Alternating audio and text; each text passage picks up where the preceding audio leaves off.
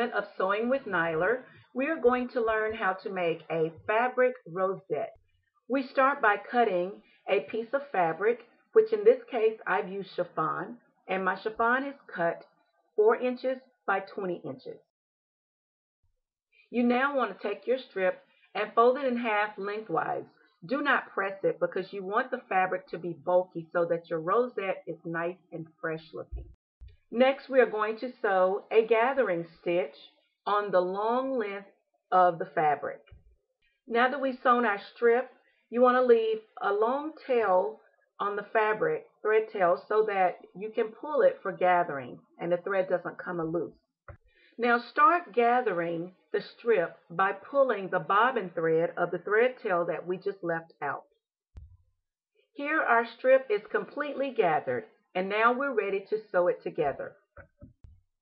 Now you want to tie the loose ends together so that they don't come undone, and you want to do this on both ends of the strip and cut the tails when you're done. Now thread your needle and leave a very long thread tail on your needle because you're going to be sewing the entire rosette with this one needle and thread. Now we're ready to sew. We'll start sewing our rosette by rolling one end of the strip. This becomes like the petal on the inside of the rose.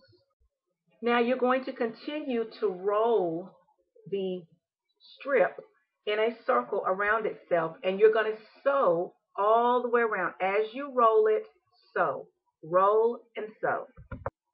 Once you've completely rolled and sewn the rosette, you want to leave a piece loose at the end of the rosette, and this will be used to cover up all of our stitching. Take the piece that you left out on the end of the strip and lay it on top of the stitches you just sewn in a circle, and we're going to just sew it down to cover up all the stitches so the bottom of your rosette looks just as pretty as the outside. Here the end is sewn closed on top of the bottom of the rosette. So now we're pretty much done. And here you have the finished rosette. Isn't it just lovely?